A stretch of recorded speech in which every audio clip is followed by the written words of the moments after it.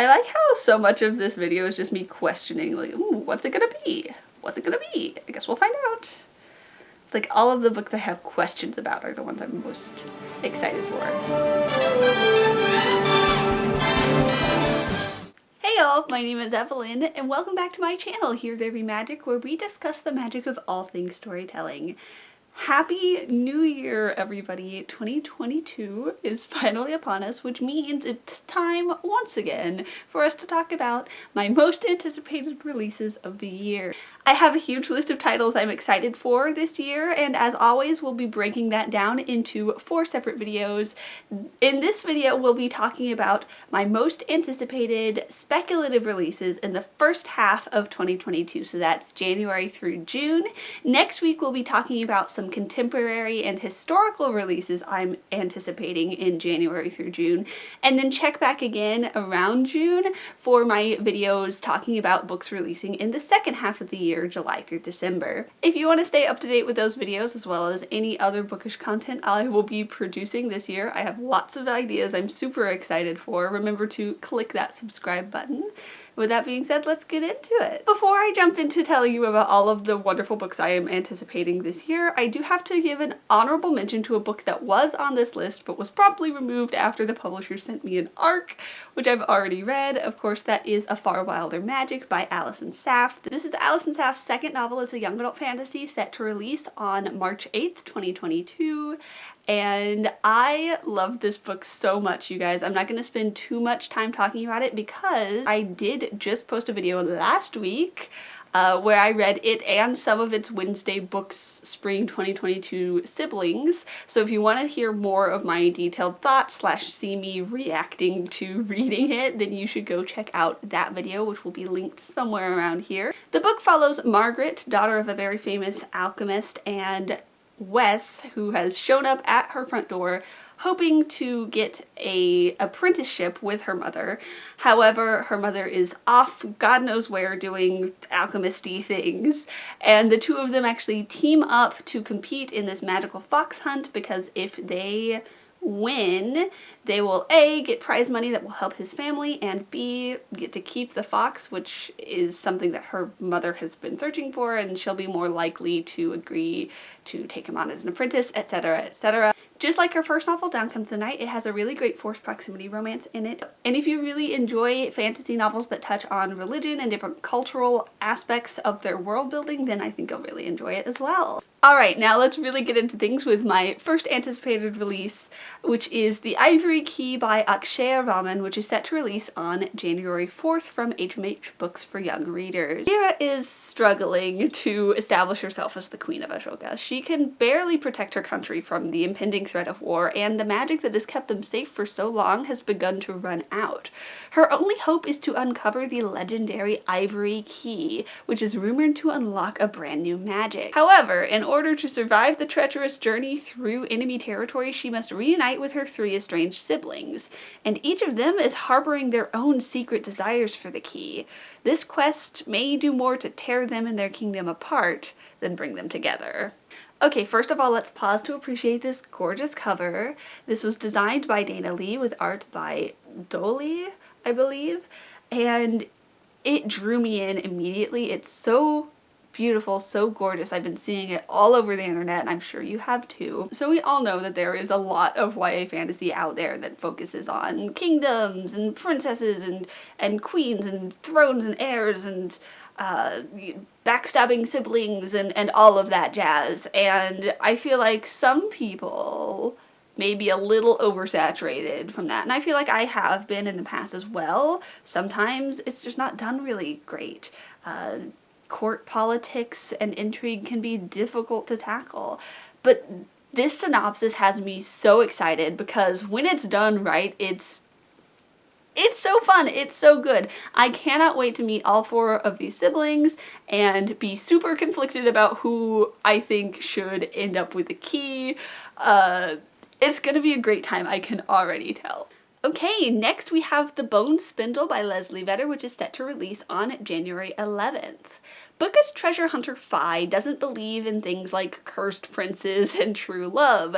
They're all ancient history to her. That is, until she pricks her finger on a bone spindle and ends up stuck with Briar Rose, the spirit of a prince who has been waiting 100 years for someone to wake him from his sleeping curse. This book is being pitched as Sleeping Beauty meets Indiana Jones, which sounds thrilling already. It's set in a fairy tale inspired world, which there are no two words you could use to describe a book that make me more excited to read it than fairy tale inspired.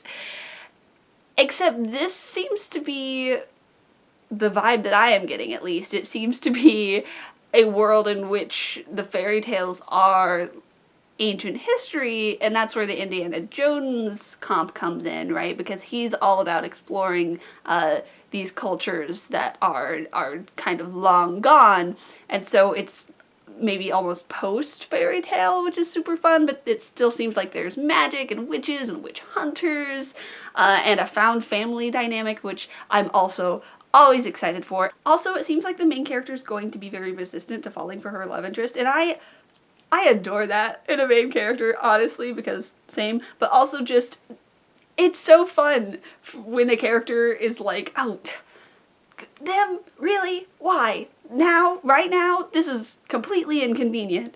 But there's still that romance aspect. They're just pissed off about it. And that's relatable. I get in front of the camera and I reveal too much about myself as a human being. Next we have Fire Becomes Her by Rosie Thor, which is set to release on February 1st from Scholastic.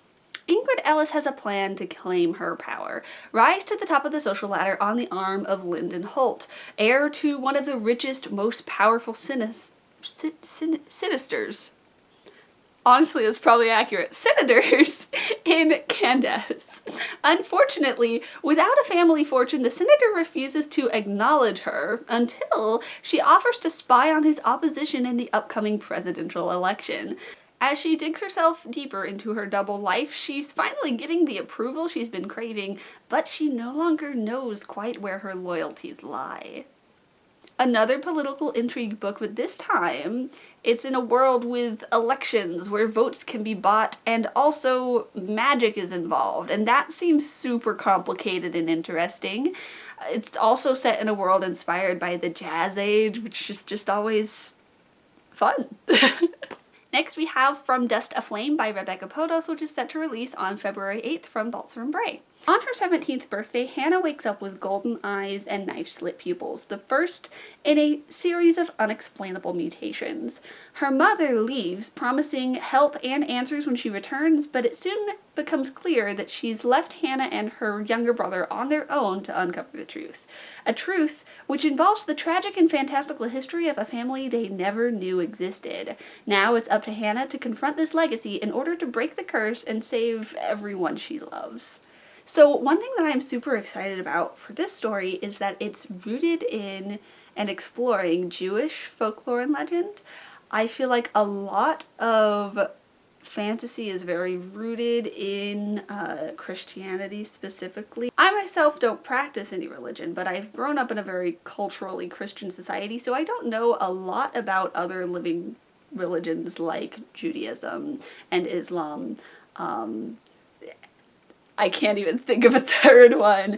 It's just not in my wheelhouse as a person, because when I was growing up, I say as if I'm not still growing up, if it wasn't very Christian lore based, it was like Greek or Roman or sometimes Egyptian, and I know those aren't completely out of practice. Like, people still worship those deities, but they're largely seen as religions from the past, and Judaism is a religion that is very much of the present. Like, as much as I love the Percy Jackson books, I'm pretty sure the Riordans don't worship the Greek gods, you know what I'm saying? So I always think it's really cool whenever an author gets to explore through fantasy the religion that they practice and the cultural teachings of that religion in ways that Christians have been doing for forever. Next we have Only a Monster by Manessa Lynn, which is set to release on February 22nd from Harper Teen. Joan is determined to enjoy her summer staying with her mother's eccentric London relatives. She's got a great job at the historic Holland House, complete with cute coworker Nick. But everything begins to fall apart when she learns the truth about her family. They're monsters, harboring secret powers, and cute co-worker Nick is actually a legendary monster slayer determined to take them down. To save herself and her family, she'll have to learn how to embrace her own monstrousness. This seems interesting. I love a good, oh no, a family secret, that has now wrecked my entire plan for my entire life. That's just such a good way to fall into a story, in my opinion. I am very interested to see what this book actually means by monster, because if you're looking at the cover here, we have this like strange serpenty, dragony creature at the bottom. Is like kind of circling around a ship here. Can you see that? I can. So is there going to be some sort of like transformation happening? Because I love that as a concept. I really do. I used to play imaginary games in my head where I could transform into fun magical creatures, but also could be a person. So I think reading this book might scratch that little itch from my childhood. Also, seems like we have a potential morally gray protagonist, moral downfall of a protagonist on our hands here, and that seems like it's gonna be a fun ride. Okay, up next we have 1,000 Steps into the Night by Tracy, which is set to release on March 1st from Clarion Books. Miyoko is an ordinary innkeeper's daughter living an uneventful life in Awara where humans coexist with gods and monsters, until she's cursed to transform into a demon with a deadly touch. With the help of a thieving magpie spirit, she embarks on a quest to reverse the curse. As she faces up against demon hunters, tricksters, feral gods, and a demon prince, she begins to come into a power she never even dreamed of, and the life she's been fighting to return to may no longer make sense. Can you see a theme here? It's just girls turning into monsters. We love to see it. 2022. So of course this book sounds amazing, but Tracy G is an auto-read, auto-buy author for me. I don't have very many auto-buy authors, really. I am super excited to see her return to fantasy. I absolutely adored We Are Not Free, which is her historical fiction about Japanese Americans in internment camps during the war. However, she grabbed my heart with the Reader trilogy over here, which is fantasy, and so I am so excited for her to return and bring me more fantasy worlds to explore. Next up we have Witchlings by Clarabelle and Ortega, which is set to release on March 1st from Scholastic. 12-year-old Seven Salazar can't wait to participate in the Black Moon ceremony and come into her power as a full-fledged witch. She's been dreaming about being placed into one of the 5 covens, but on the night of the ceremony she's revealed to be a spare.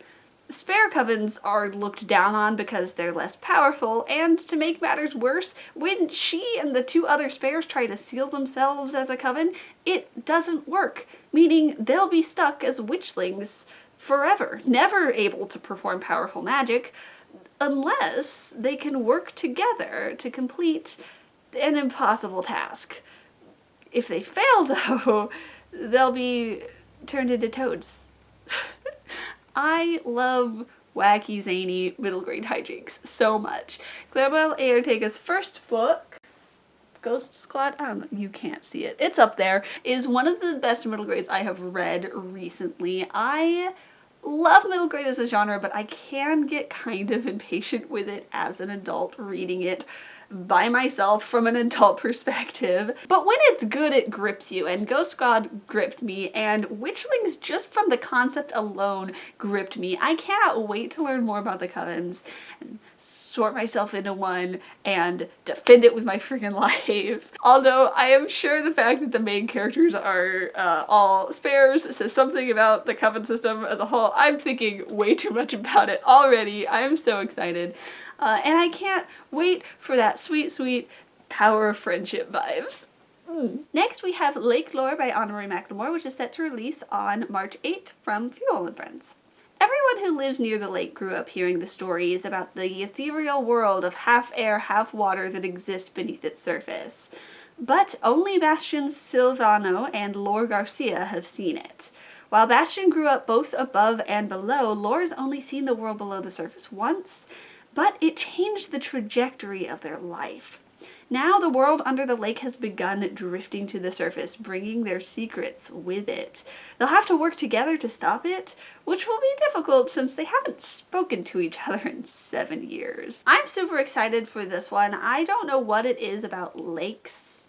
They freak me out in the best way possible, so there's nothing super ominous about the official description of this book, but it gives me little chills, and I'm super excited to dive beneath the surface and see what's up and get my emotional shit wrecked, because I always do when I go into Honorary Mcnamara stories. I absolutely adored Miss Meteor, which they co-wrote with Taylor Cavia, and that book also deals with the concept of friends having to come together and reconcile their differences in order to meet a common goal. There's a bug.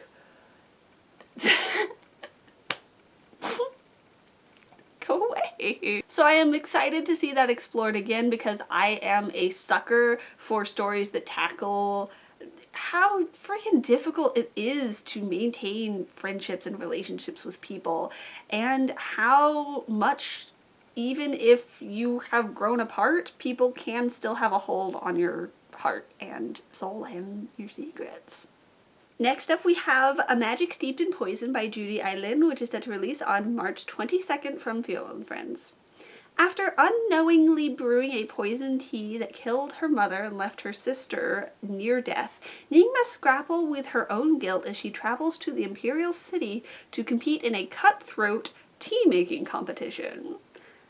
Court politics plus magical tea plus this gorgeous cover means I am so excited for this book. It's supposed to be the first in a duology, which I'm super excited about, because a lot of the series that I have loved over the past few years have been wrapping up, so I need new things to be upset about when I finish them and then can't immediately read the sequel. Also, there's a pre-order campaign for this one. Also, Judy's already set up a pre-order campaign for this book, which is super cool.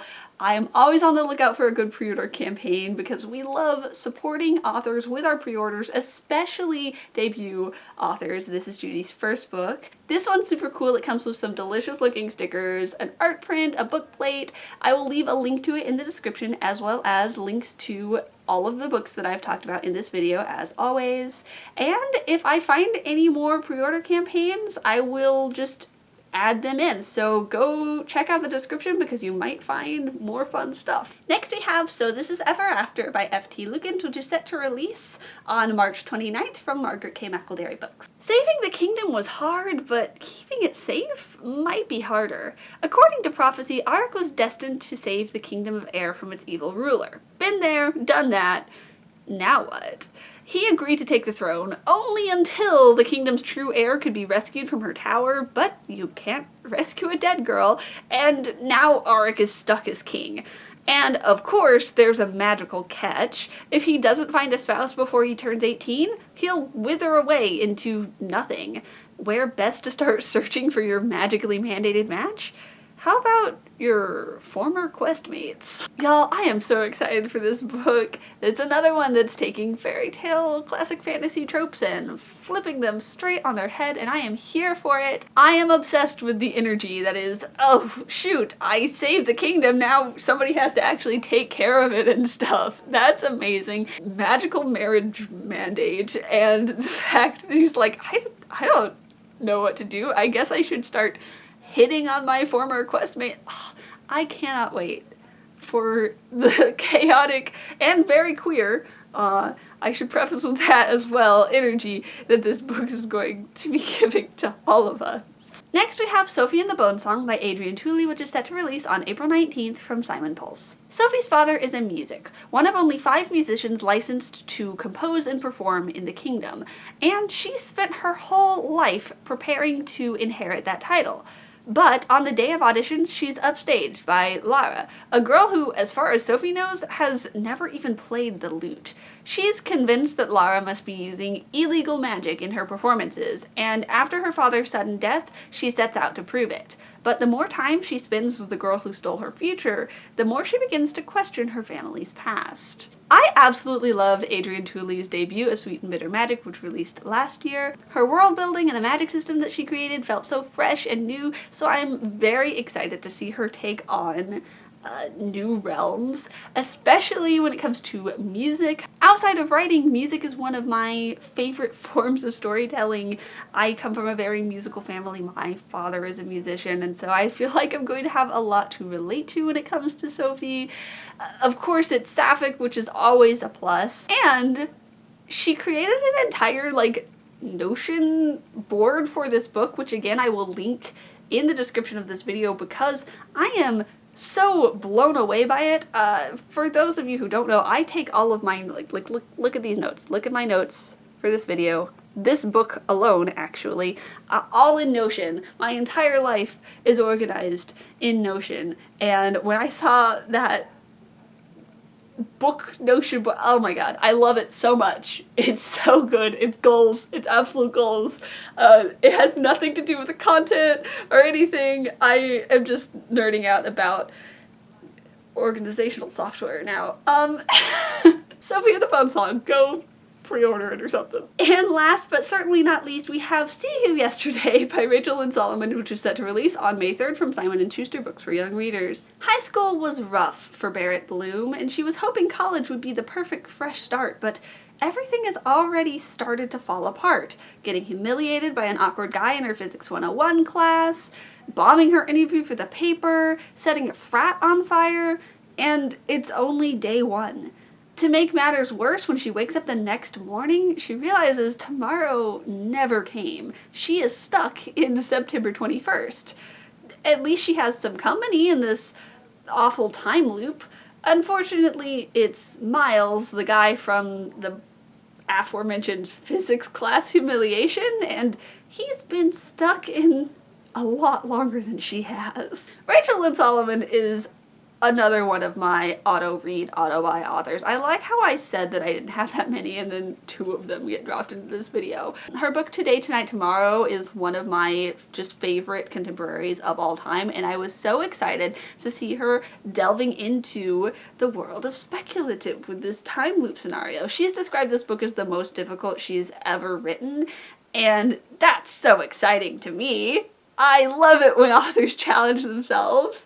And also the fact that this cover and the T3 cover are like best friends and they're gonna look so good next to each other on my shelf. Ugh, I can't wait. T3 was all about saying goodbye to high school and the person that you expected you would become in high school. And it seems like this one's all about figuring out the person you're going to become post-high school, which is really great. I, as a college student and a lover of YA, really want there to be more college set YA, and I'm so excited to be getting it from one of my favorite authors. Alright, so there you have it. Those were my most anticipated speculative releases for the first half of 2022. We're not even covering the second half of the year yet, and there's already so many amazing books I cannot wait to read. If you liked this video and you want to see more from my channel, remember to click that subscribe button. And if you're looking forward to next week's installment of this series where I talk about contemporary and historical releases, maybe consider clicking that bell icon to turn on notifications. With that being said, my name is Evelyn. I make new videos every magical Monday, and I'll see you real soon. Bye-bye.